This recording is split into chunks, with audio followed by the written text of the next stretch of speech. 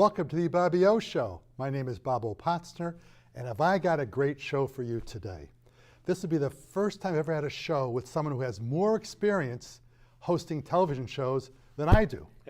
His name is Ira Joe Fisher, but he is much more than a television personality. He's an author, he's a writer, he's a poet, he's a humanitarian. He even played high school football, although he said not very well, and many, many other aspects of Ira Joe's life we'll find fascinating over the next hour or so. So I hope you enjoy the show today, and I'll do my best to keep up with Ira Joe Fisher, and that's one of his books that he has written. And Ira Joe, before we have you introduce yourself, what is that book? Well, that is The Birth of Snow, Bobby O, and it is my most recent collection of poems, and I also, forgive my immodesty here, did the artwork for the cover as well. Wow, you could be my graphics designer going forward. Okay, thank you. I have time on my hands. Do you prefer Ira Joe or Ira? Ira. Okay, Ira, just give me about your background, and let's keep it to less than an hour, because you have so much in your CV. I want you to go as detailed as possible. Tell us about yourself. Well, when I was 4 years old, I decided that I wanted to be on radio and television. And I, at the age of 16, got a job at a little radio station in Western New York, WGGO in Salamanca, New York, and it felt like I was in Hollywood. I fell so much in love with speaking into a microphone, and that love persists to this day. So I spent my career to pay the mortgage in broadcasting and loved every second of it, but I also was ever passionate and interested in language. How do we use it? How do we speak it? How do we write it? And I had a parallel career as a writer. And that's now what I'm doing, that I'm no longer a broadcaster. Yeah, it's interesting. I started out in radio on WYBC-FM, 94.3 in your dial, the Yale radio station. Oh. I broadcast when I was in college at Yale. I broadcast football for Yale. I was a sports director my senior year. A guy named Dick Galliette, you may know that name or not, he was from WTNH-TV in New Haven, Channel 8, was doing the official broadcasting, and I did it for the Yale station, and he taught me a lot. He was a wonderful man. And I enjoyed being on radio, and so I have a similar, although I was not 4 years old, I was a prodigy. I was 7 years old when I went to Yale. No, that's not true. But that's where I first got into radio. And then I used to do some high school football games and basketball games with Brad Harris on I forget the station in the Valley, WADS in the Valley. And I've been a lawyer for many, many years, and I was introduced to this medium of TV on Comcast Channel 23. I was a guest at first, and now I have a show, number 110, I think it is, on the Bobby O Show. Congratulations. Thank you very much. I'm very well paid, and I enjoy doing it. It's my pleasure. Let's go back about your background, and I mentioned some of the things you did, poetry, et cetera, but I know that you love poetry, and you're a poet, and you've written poems. Tell me a little bit how you got into writing poetry.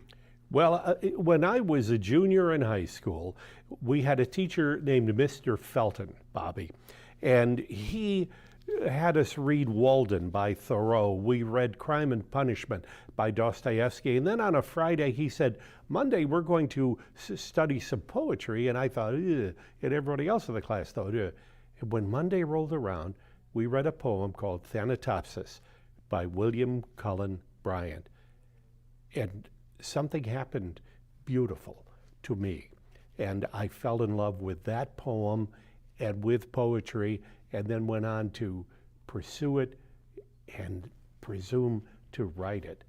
Words are so wonderful, and I have so much fun with them. Samuel Taylor Coleridge said poetry is the best word in the best order, and that is the goal of any poet who is serious about the craft, putting the best word in the best order, and that's what I attempted also to do.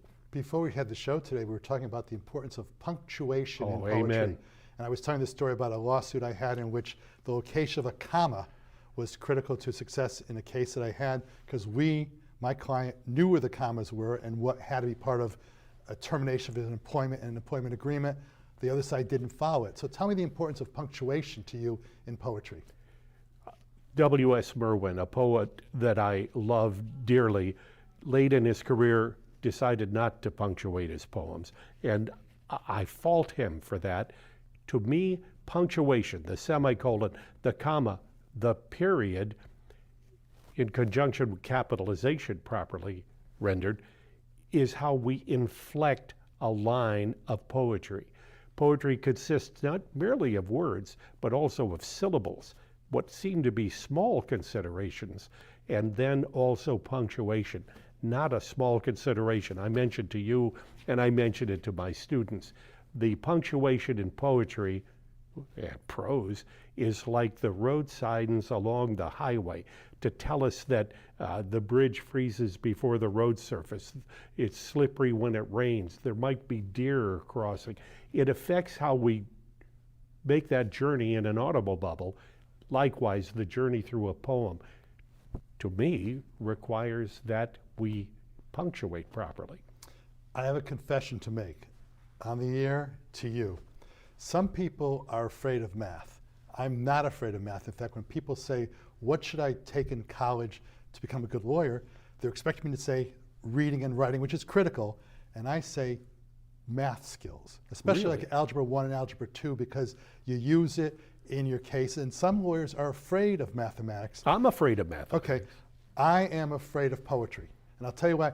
When I went to Yale, and the very first assignment we had was to review a poem and analyze it, I've always been like, wait a minute, will I understand what the poet is saying? Will I understand and be able to interpret it? How come it doesn't rhyme? So I would sometimes. And so I always believe that I'm a little bit intimidated by poetry. In fact, when I looked for today's presentation or show, I looked at some of your poetry.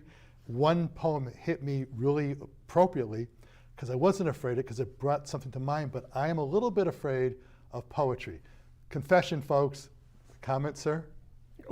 Well, I have to say that poetry is our friend, and I really honestly believe that poetry exists within the breast of every human being.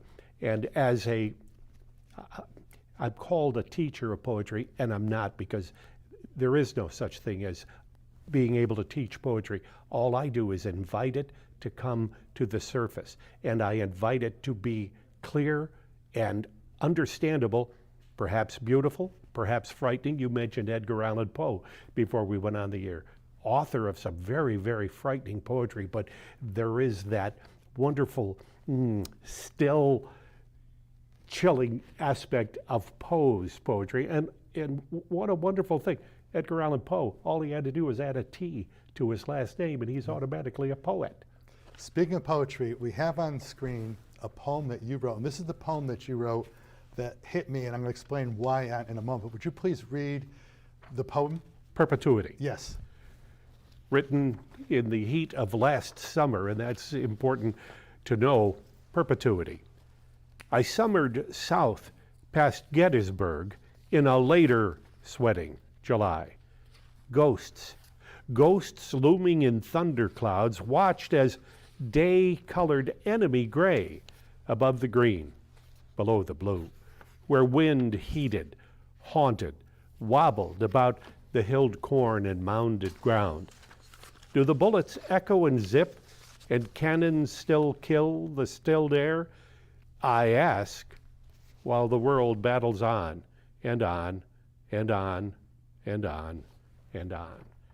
I'm distressed by the history of humanity, Bobby O, that we still resort to violence and killing to ostensibly create order in society. Look at what has happened in Minneapolis. Renee Good, Alex Preddy. Oh, give me strength. How could this happen?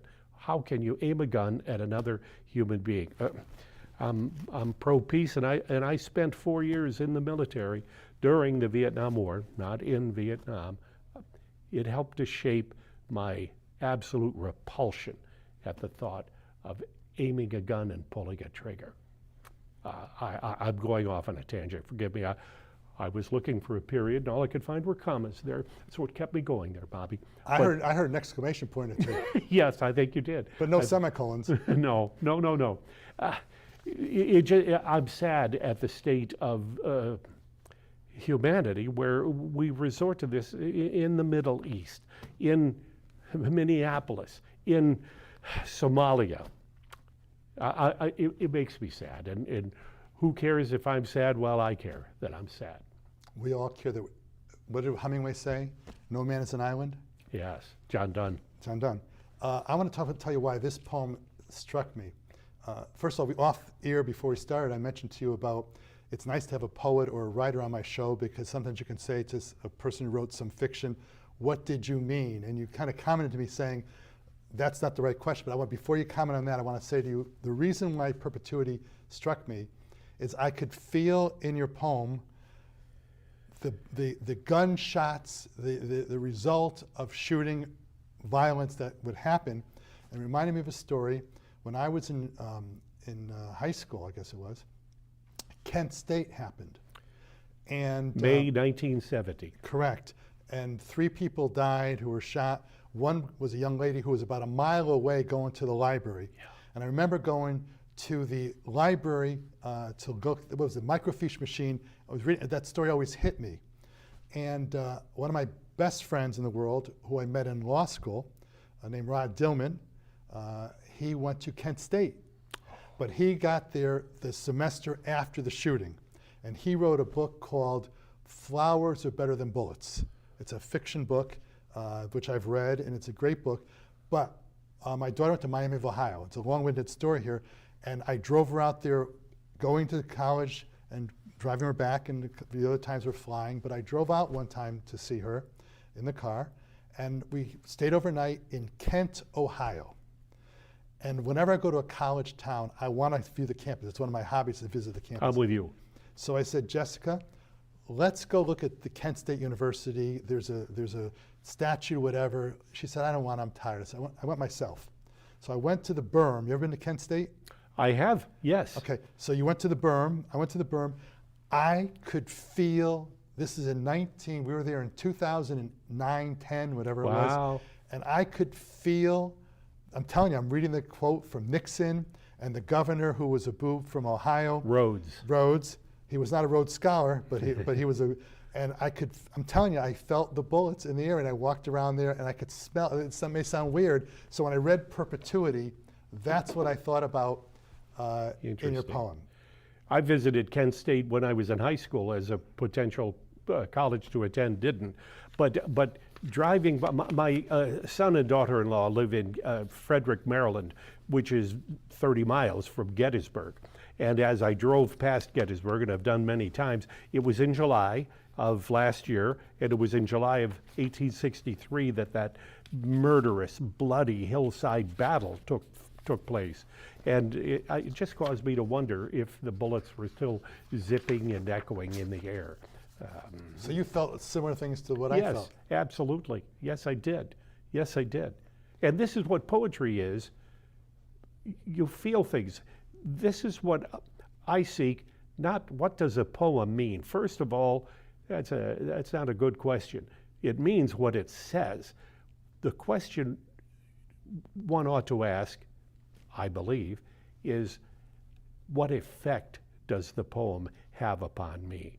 And Emily Dickinson made a great comment. She said, if I read something that makes me feel so cold that no fire could ever warm me, or that it causes the top of my head to feel lifted off, then I know that's a poem. Now that's a dramatic reaction to a poem, but I do get a visceral, physical feeling when I read a poem that moves me, or see a movie that moves me, or have a conversation in friendship with someone that moves me. Now, how does it make you feel as a poet that I told you that your poem, Perpetuity, moves me in some way, shape, or form? Does it affect you at all, or not? Oh, most assuredly. I'm flattered. I'm, dare I say, a little embarrassed. That's not the right word. I don't write poetry for pride, Bobby O. I write poems for a sense of satisfaction in me. And if I've touched a fellow human being with my poem, that's a thrill. Maybe I'll throw the word, maybe you're humbled as opposed to being embarrassed. Is that a word you're thinking? Perhaps so, Perhaps. yes, yeah. Me as a lawyer, you as a writer, we struggle with words because words are significant. When you write a poem, do you write the poem, and I'm asking you, not every other author, but when you write a poem, do you write the poem to satisfy yourself as to what you're feeling, or do you write to reach someone or something different? Oh, no, never that. I am responding to that elusive thing called the muse. I will, sometimes it might be an odor, sometimes it might be the sound of the wind, sometimes it might be a song, or sometimes it might be the memory of saying to another human being, I love you, and having that person say back to me, I love you. It's the muse. It is something that I need to get down on paper, and I write my poems with pen on paper as opposed to sitting at a keyboard. It seems somehow more romantic and traditional to me to do that. I'm going to tell you a funny story about writing things down. If you go through downtown Richfield, I usually walk from Starbucks, past City Hall on 35, past the fountain to the traffic light on Western Road East, whatever it's called. It's about a 4-mile walk. Yeah, that is a long walk. It's a nice walk. And one day I had a trial, and I do a lot of thinking when I'm walking, obviously. And I was about halfway through my walk, and I had this great closing sentence that I want, and I was afraid I would forget it. So I stopped where I was walking, I think it was at City Hall, and I don't usually run, but I ran to my car at Starbucks because I wanted to write down that thought because I'm going to forget about it. And then record it on your cell phone? Is that what you did? Yeah, I did that, and I wanted to, so because when you have that initiative, when you have that thought, that's your pen. I always have a pen with me and always paper on which to write something down. Yeah, I agree with you. And there have been occasions when I wake up in the middle of the night and I have a little, oops, I'm going to mess up my microphone. Michael and Helen are going to yell at me. Those are our directors. Yes, and wonderful people, by the way. I want to make sure that I don't forget it, and if it occurs to be even in the middle of the night, that's why I have my pen handy and a piece of paper. And that's why I told you before the show that when I'm a litigator, and I do trial notebooks that can be, well, I had a case recently, there were 8 trial notebooks. And I never write the questions out except for expert witness questions because you have to be precise in those, but I just do an outline. And I don't usually look at the outline while I'm doing my examination, but then I'll check it off. And I often will I'll say something like, hey, Bobby O, don't forget this line. So that's part of what we do to try to communicate to others. I want to ask, there's so many things I want to ask you right now, but one thing we talked about before the show, and I want to let people know what we talked about, and one thing we talked about was one of my favorite movies is Dead Poet Society, and in fact I put an email to you saying, don't forget to bring Mr. Keating with you. But you have a problem with the title of Dead Poet Society. What's the problem you have with that? Well, first of all, I preach this from the pulpit of poetry, that a poet never dies.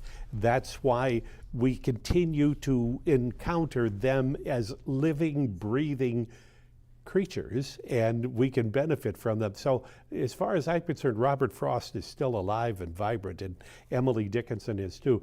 I did say to my beloved Shelley, my wife, one time, I said, you know, sweetheart, I'm in love with Emily Dickinson. And she said, well, that's okay as long as she stays dead.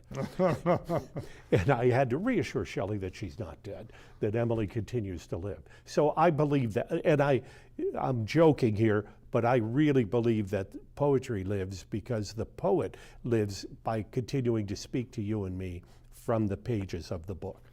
And the interpretation of the reader, for example, Abraham Lincoln's Gettysburg Address, it may be a different impact in 1863, 65 frame than it might be reading it today in 2026. What do you think about that? Well, Lincoln's Gettysburg Address, note that he addressed the Declaration of Independence in that address, all men are created equal. He did not talk about the Constitution. And he's talking about how this birth of freedom in 1776 is alive and ought to be well, and continuing to live in 1863 when he delivered the Gettysburg Address. who was it? Gary Willis wrote an entire book about that address being a most important document, as important as the Declaration, as important as the Constitution. And God bless Abraham Lincoln for reminding us of that fact. I love Lincoln, and when I was in the 4th grade, I wrote a biography of Abraham Lincoln, and then I abandoned it when I found out he was a Republican. Although in those days, Republicans were different than the Democrats. You're right. They were the champions. They were the abolitionists. They were the champions of the oppressed. And, you know, it makes me sad. It wasn't until 1921 that women in the United States were given the franchise to vote. Oh my God, that took way too long. I'm going to jump from poetry to a topic. You just talked about Republicans. Got to ask you, you're a New Yorker, and we haven't gotten into your TV shows yet, which we will in a few minutes. You ever meet a Republican from New York named Donald Trump? You ever met Donald Trump? Yes, I have met that Republican who, in his early days, was a Democrat. Yes, I have met him, spent time in his presence. When I was broadcasting for ABC, we were covering a parade, 1984, and for I don't know what reason, but he was on this platform that they had constructed for our coverage of the parade. He was very interested in the medium of television and asked me many questions. I was going to say grilled. He didn't really grill me. But yes, he was very interested in the performance of a person on television, but even in a larger sense, the reaction of the audience who sees you on television. And it never occurred to me then, and I have interviewed him formally or informally a number of times since then. He's hardly a pal, and I am absolutely, I abhor what it has become. He's an authoritarian, and it drives me to sadness that this person is at the helm of our government. It boggles my mind. You talk about that and getting into the topic of words. It amazes me how the Constitution was written as a living, breathing document. And I don't buy the conservative, progressive perspective anymore. It's really pro-democracy or against democracy as far as I'm concerned. I agree. And Scalia would talk about, Supreme Court Justice would talk about originalist in how you interpret the Constitution, and how the damn liberals, he would say, are being proactive and making expansive in the words. But yet here we are in 2026, and words don't mean what they mean in the common parlance. Like, for example, insurrectionists. I don't know how you could take the January 6, 2021 activity and not call that a coup d'etat attempt. And in the Constitution, it says, I think it's the 14th Amendment, you can't be a president if you're an insurrectionist, and that was written because of the Civil War. And now so words are being misconstrued, or shall we say construed in the way the interpreter wants it to be read, all to the detriment of our democracy. You want to comment about that at all? Because I know you're very into this topic. Well, I am into it, and had really never thought about it so actively as I think about it now, but I think all of us took it for granted, our Constitution. The presidential oath, I promise to preserve, protect, and defend the Constitution. That's not happening now. That is not happening now, and that is alarming, and frankly, I'm depressed. And who cares if I'm depressed? Well, I care, and I am sad about this state of affairs. Yes, it should be honored, and it is not being honored. How about the fact that right after the insurrection, and right after the January 6th, they call the insurrection, certain Republicans, Lindsey Graham, McCarthy, all criticized Trump big time, but then a week or two or three later, they all capitulated. And in seeing our society with the Colbert situation, all of a sudden now there's an obligation to have equal protection of the language and the law, and he can't.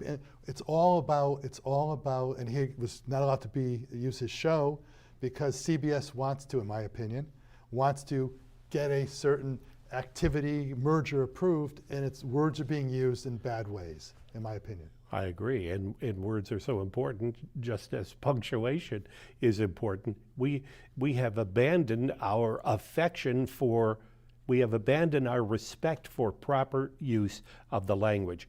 And the president, I don't even like referring to him as that, is sadly neglected that important aspect of our heritage. Read the Constitution, have a copy of it with you, refer to it, and then honor your oath to preserve, protect, and defend the Constitution. To be removing the story of slavery from the national parks, from museums, from the Smithsonian. It's a part of our history. We have to know about it, think about it, and continue to consider it for it to never happen again. We the people means all of us, which ties into a speech you gave or a poem you read on No King's Day in Richfield. Do you want to read that to us? Well, sure. I'm again delighted that you remember that and that you've asked me to do so. I don't know if we have it on the screen. If my director has it on the screen, I'm not sure if we do have that. What's it called? It's called Today, Tomorrow, Across This Land. Okay. I don't know if it's one they have. So why don't you just read to us your poem in your beautiful voice? You're so kind, Bobby. Oh, today, tomorrow, across this land. The sky looks down upon where we walk and how we act and how we talk. We have a choice for choosing peace, to live so hate and war will cease. In these dark days when speech is a spew, when comforting words are sadly too few, to the raging orange face of a leader, the chief spewer and bigotry breeder, we must speak and sing and stand today, tomorrow, across this land, our land, where law is law, not to be ripped up from in the fascist claw, to whom we say, stop staining that vow to our past, our tomorrow, our now, with the shame of your hate, with your hope of stuffing your pot with your damnable dope, and cuffing mother, father, and child with your prejudice, your sickening bile. Here in this park, honoring all vets to whom we bow, owing our debts, to all they have offered and done, for the peace and compassion they've won. Stand, walk, sing, write, and loudly speak to help and to hold and to comfort the weak. Fascist, your too many sneers foster too many fears, raising too many shivers, too many tears. We stand today together as those tears drop and demand together that you stop, stop, stop. As you read that to me just now, I'm thinking of the movie Private Ryan, Saving Private Ryan. Yep. And I'm thinking that last scene when Private Ryan is at this Normandy cemetery and the tears in his eyes for the captain, who was an English teacher, by the way. Yep. Played by Tom Hanks. Hanks. Yeah. Coke. We could say, if you say the word at the same time, you say Coke. And as you read that to me, it reminded me of that movie, that theme, and it's very moving, very moving. Thank you for reading that to us. I'm sure you'll be reading that or some other poem at the New King's Day, March 28th. Aha. I did not know the date. It's March 28th. In Ridgefield? I think it's going to be all over. I think it's Okay. that's Saturday. Okay. I know that because my son's getting married on March 27th, and I said, thank God the Martin King's Day is on the 28th. So I'm going to read a poem, since you read some poems. I happen to know who your favorite poet is. You mentioned his name already. And as I'm sitting here, my favorite poem of the few poems that I really have gone into was by Robert Frost also. And as you were reading your poem, I'm thinking, gee whiz, the first three lines of this poem, The Road Not Taken, tie right into what you're talking about. So now Bobby O will do, in my... Two roads diverging here. Here I Okay, am. good. Okay. Two roads diverged in a yellow wood. and sorry I could not travel both, and be one traveler. Long I stood and looked down one as far as I could, to where it bent in the undergrowth. Then took the other as just as fair, and having perhaps the better claim, because it was grassy and wanted wear, though as for that, the passing there had worn them really above the same. And both that morning equally lay in leaves so no step had trodden black. Oh, I kept the first for another day. Yet knowing how way leads unto way, I doubt if I should ever come back. I shall be telling this with a sigh, somewheres age and ages hence, two roads diverged in a wood, and I took the one less traveled by, and that has made all the difference. And I can see you mouthing the words. And as I'm reading this thing, I'm thinking, as you're talking about this discussion about America where we are today, we are two roads diverged. We are. And as you take every day one step towards authoritarianism, and we're not at risk of authoritarianism, it is here now. Yeah, it is. And as we take a step, the farther we get from the other road, the worse it is. And when I heard Rubio, Senator Rubio, and I guess it's now Secretary of State Rubio, talking about how we as America support Hungary's perspective, it's abysmal, because who is the we who respects their anti-democratic perspective? Any comment you want to make about this poem or anything at all, say it. When we offer respect to a fellow authoritarian, that further underlines the frightening state of affairs in the world, on the globe, not just in this country. I don't get it. I really don't get it. We need to honor egalitarianism, we need to honor free speech, and we need to honor this Constitution that is signed with courage and signed with blood. Forgive me, I'm trying to sound somehow intelligent here. You're sounding very intelligent. Well, you're very, very kind. Oh, if I may, The Road Not Taken by Frost, that was a poem that he wrote for his closest friend, a British Welsh poet by the name of Edward Thomas. And he wrote it as a kind of nudge in the ribs at Edward Thomas's inability to make a decision on which path they would seek on a given day to simply look for flowers or to go bird watching.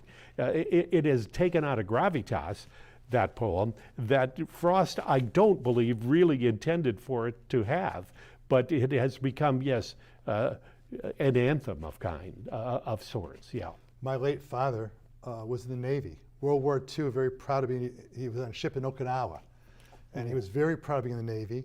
And as a Republican, he was not a Republican like today's Republicans. Yes. He'd be rolling over in his grave if he knew what was going on, because the great pride, the Jewish war veterans, which he belonged to, were Jewish.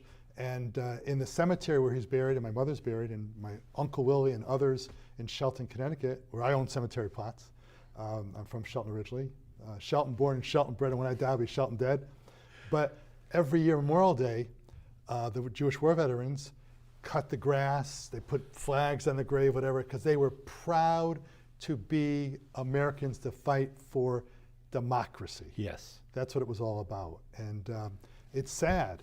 It's sad to see, but I think Minnesota has shown us courage, and it's a very sad situation. Let's go back to poetry. Anything you want to say before I go back to Frost? No, you've said it so beautifully. Thank you.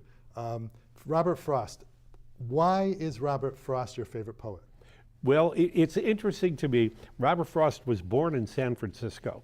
And at the age of 11, after his father's death, his mother took him and his younger sister to New England, which he had never visited before. Here's a precocious young boy who was born and lived 11 years in California. Now, all of a sudden, he hears the particular way a New Englander speaks, and he incorporated that into his poetry. And I am so in love with the bucolic scenes that he paints and that apparently give him inspiration. That's why he appeals to me. I grew up in a really beautiful part of Western New York, dairy farms, wooded hills. My village where I grew up was called Little Valley because it's literally that. It's a valley in among three beautiful tree-covered hills. And the winters were so gorgeous and so snow-filled and drifting. So that's why I love Robert Frost, among many others. I'm from Shelton, Connecticut, I've mentioned many times. And the Very similar. The Shelton that I grew up, there's the Jones's Tree Farms. People go there to cut the Christmas trees and get sure. their pumpkins. We have very good friends, the Stern family, who came from Germany, Holocaust, I don't know if they're Holocaust survivors, but they lost a lot of people. And they had a beautiful farm up in the Beardsley area of Shelton. And it is a beautiful community in the snow, and people go there from out of state to my hometown to see Shelton, Connecticut. So it's a very similar background. You wrote some books that I'm going to let you pick which you want to talk about. The Birth of Snow Cones. What's that? No, The Birth of Snow. It is, well, the title poem talks about how I imagine light and a spark being the beginning of snowflake forming and then being joined by billions of snowflakes to then fall as snow. Again, it's pure imagination, and I wrote it on a sweltering hot day sitting in Frederick, Maryland in a coffee shop. And that's how that poem came to be. And then it has a lot of winter in the book. The first poem is, I'm imploring the wind, or rather the snow, to, if you fall in the night, make sure you wake me, because I love it so much and I want to see it fall. I want to stand in it while it is falling. And we had a recent blizzard a couple of month or so ago that just delighted me on a Sunday. Oh my goodness, I went out and stood in it, and I loved it. And I've decided that winter is my favorite season. I'm going to read a quote, a review, I guess you'd call it, that I found on the internet about The Birth of Snow. It says, this lyrical poetry collection offers an evocative exploration of life in Annville and the enduring rhythms of rural America. Through skillful and heartfelt verse, the poet, you, captures the rich texture of small-town existence, painting intimate portraits of its people and their stories. Seasonal changes, particularly the stark beauty of winters, there you go, winters, snows, and transformations, serve as a recurring motif, evoking both the passage of time and nature's unyielding presence. These poems thrive on quiet moments of observation, transforming the seemingly ordinary into something deeply resonant. Wow, whoever wrote that must have been a relative of mine. He must have paid him $5 or something. Well, that's beautiful. I think I had read that. And the reason, Annville is a fictitious name, and it's a pun because an anvil, the tool of a blacksmith, Bobbio, is cold and hard, and that's how winter can be in Annville. I made up the name or chose it to be the name of the fictitious name for a real place. And there's a lot of Ridgefield in this book as well. You gave me a poem written by Whitter Binner, that I think it deals with this kind of. Do you want to read that poem? Sure. I would love to. Give me a second to find it here. Sure. Here it is. Got it. Should I go to commercial? No, that's not. Here we go. It's called The Wintry Mind.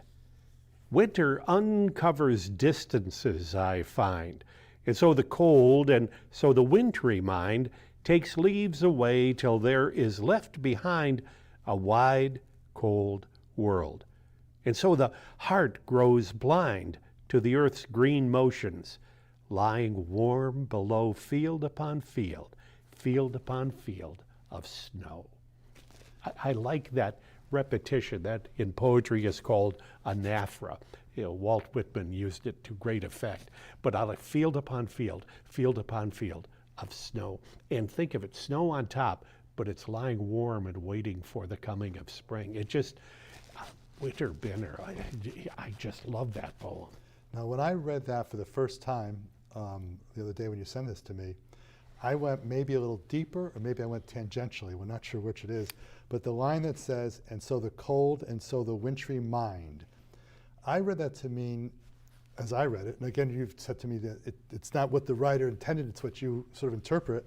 I read that to be something along the lines of, it's cold out and people are a little colder, a little more morose because it's maybe cold weather or whatever. And so I read the cold to not just being cold weather, but maybe people are not as lively and friendly as they may be in July 4th on a nice, warm, sunny day. See, that's interesting. You are owning the poem, and this is really important, Bobby O, that you take the poem in and you share ownership of it by interpreting it, by making it your own.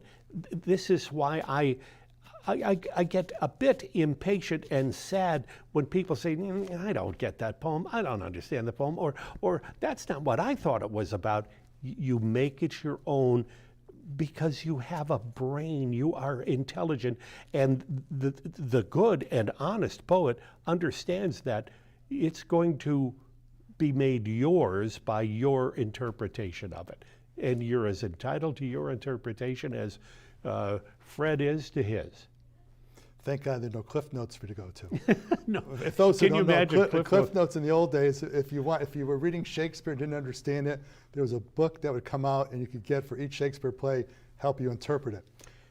It's sort of like, I guess, like AI and hard paper. But I guess. But, you mentioned also, when I do my walk I was telling you about, there's a restaurant called Bobby O, right across from a mobile gas station on 35. It's a little deli. It's called Bobby O. Next to a mobile gas station. Oh, really? And when I walk it, the first time I saw it, I said, wait a minute, someone stole my name. Someone stole, I think it says Bobo. It says Bobo next to the Webster Bank in that area. I thought it was Bobo's. Bobo, well, but I read it to say, I see, I see yeah. I get Bobo. So I said, wait a minute, they stole my name. Hey, I know my restaurants. I know my Ridgefield restaurants. You're making the point that that people can contribute, interpret poetry how they want. Exactly. I want to transition to your TV experiences because I first knew of you watching you. I'm in Shelton. We used to get 2 CBS stations, Channel 2 in New York, oh, yeah, and Channel 3 in Hartford. Right. And that was important because in those days, the Giant football games, New York Giants games, if they didn't have a sellout, they couldn't broadcast the game. And so where I lived, since we got Channel 2 and Channel 3, it was on 3. It was on 3, we could always watch the Giants game. So this is a very important piece of our analysis. Okay. I'm totally germane to your story.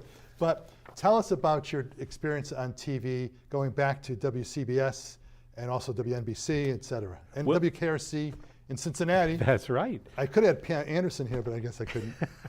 She wasn't available. She wasn't available. I got into television in Spokane, Washington. And let me tell you a true story, which I hope you'll find interesting and amusing. We decided, this is in Spokane, Washington, at KHQ, Q6 Television. We're going to do a show at 12 o'clock in the middle of the day, and we're going to call it cleverly the noon thing. And I'm the host of the show. Brilliant idea. Isn't that brilliant? Isn't that brilliant? Okay, and I'm the host, and we're going to do sports, and we're going to do interviews. And then somebody said, this is a true story. One of the producers said, we really ought to do weather. And I'm thinking, yeah, we ought to do weather. And they said, who's going to do the weather? And I'm thinking, yeah, who's going to do the weather? And they said to me, Ira, why don't you do the weather? I swear to God, I said, I don't know anything about the weather. And the answer was, you don't have to. This is television. That was how my weather career began. And I did the weather standing behind a plexiglass screen and with clown grease paint makeup that was kept frozen, and drawing pictures and writing backwards. And that's how that came to be. And there was a period in television history where you didn't need to be a meteorologist, you were a reporter. And again, I emphasize that I was a reporter and reported the weather. I would be briefed by a meteorologist and then put the forecast in my own words. Now, you know that when we had our conversations, I represented and was a good friend of the late Dr. Mel Goldstein, yes, who was in WTNH TV Channel 8. In fact, his daughter was my law partner for many years. Oh. Laura Goldstein, who lived in Richfield. They grew in Richfield. And I met Mel. Dr. Mel, yeah. And Dr. Mel, he taught at WestConn, and what a great guy he was. Yes. And he was so knowledgeable. But you were very careful when I said to you, I remember you first from being a weatherman, And you said, well, wait a minute, I'm not really a weatherman, and et cetera. But you obviously presented the show for many years because you were on CBS. Right, and I also worked at NBC and at ABC. I can't hold a job. But yes, and I took the assignment seriously, and yet I was hired to add an element of humor, or I would hope erudition, to the enterprise. And that's what I brought to the table, and I took the job seriously and wanted to honor it. You know, weather is pretty much the same day in and day out.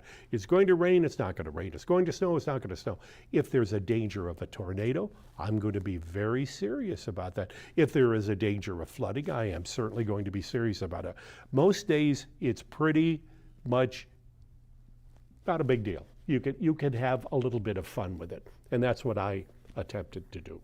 I rarely rely upon the weather from TV because they're often wrong as they are right. By the way, another weather person I've connected with was before your time.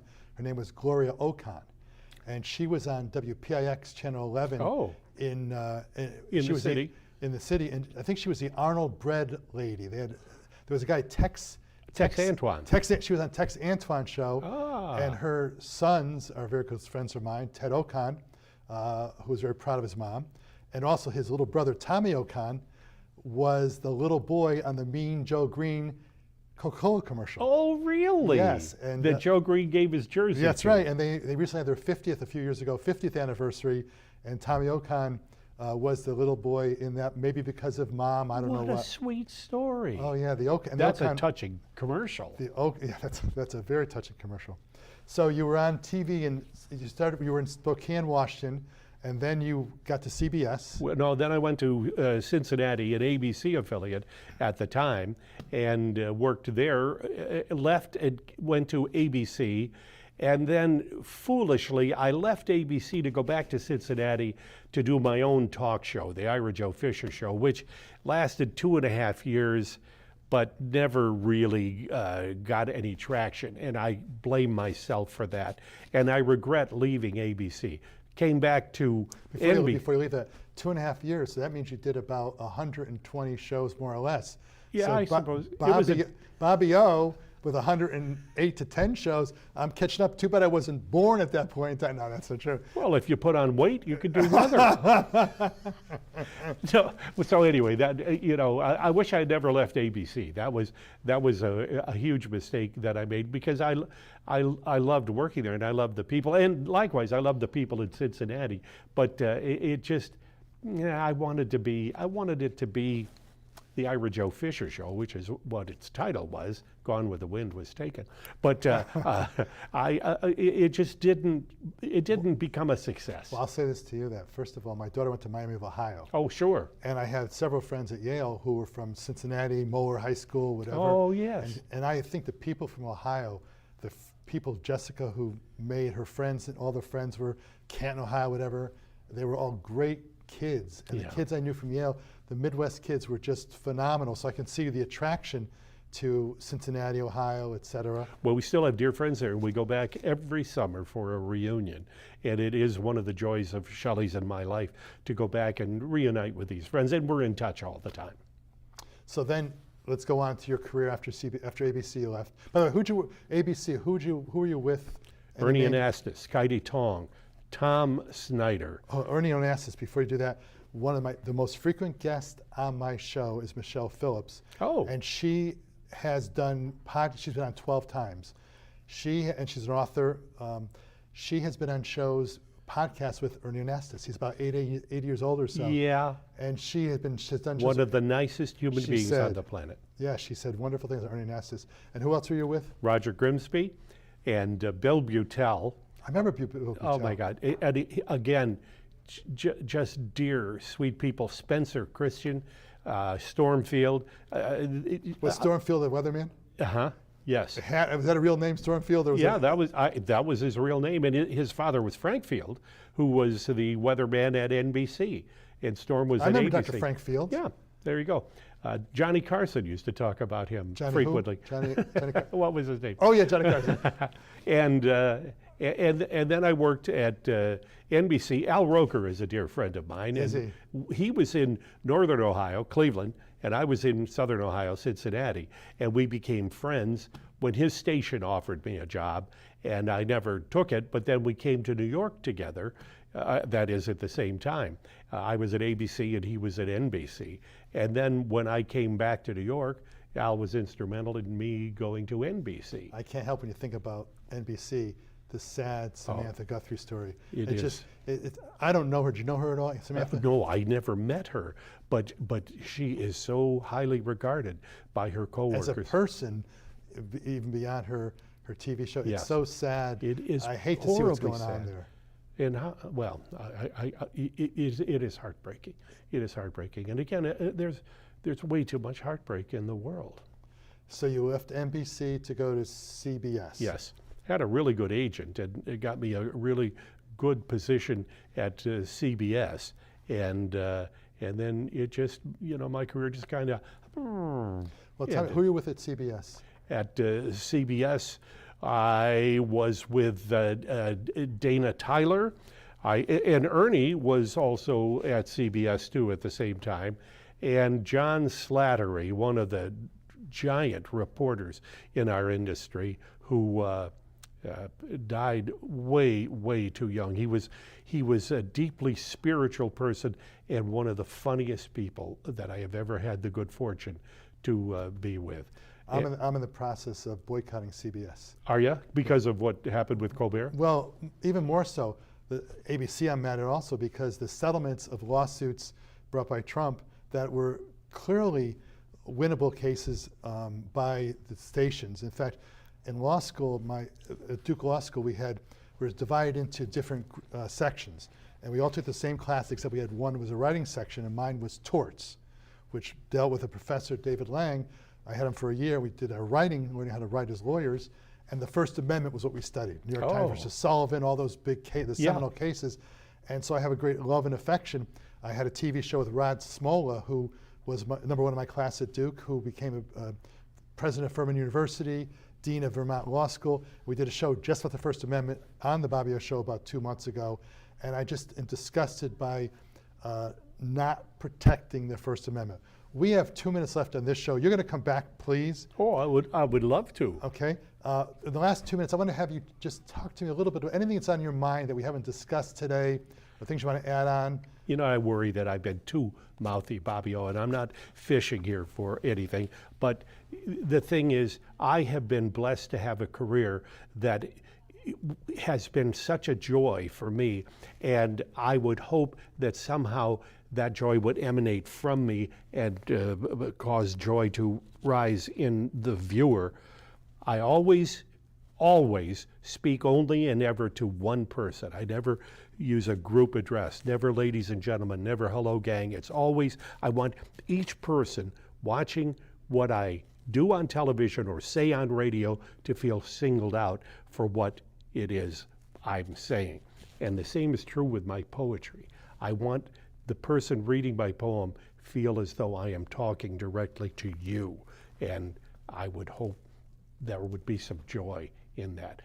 Words are so much fun, such a joy, and I derive immense joy. But words matter. They do. Words matter, and you can't always, I hate when people say something mean, and as a lawyer, unfortunately as a litigator, especially in the divorce field, there's a lot of nasty words, and I always tell my clients that when they're fighting about 5 more minutes with one child versus the other side, I say, the issue isn't where the child is when he's 5 or 6 years of age. The issue to me is, where will the child be when he graduates high school? Are you both going to be invited to graduation? When you have a wedding, are both sides going to be invited to that? So words do matter. So I'm really proud to have someone like you who takes wordsmithing as seriously as I do. And I just want to say that to you. And also, the fact you got me to read 2 or 3 poems, and they meant something to me. Bless you. So I'm going to give you, I just got a sign from my director, it's wrap-up time. Uh-oh. I want you to take the last 15, 20 seconds, and what do you want to say, sir? I want to say thank you, Bobbio, for inviting me to be a part of your life in this hour. And also, you've made me feel so welcome, as has your wonderful staff here. Thank you, Michael and Helen and Jonathan and Candy, and thank you. What a joy to be here. And on that note, this has been Bobo Potsner saying have a great day. And remember, this is The Bobbio Show, and although time flies, you are the pilot.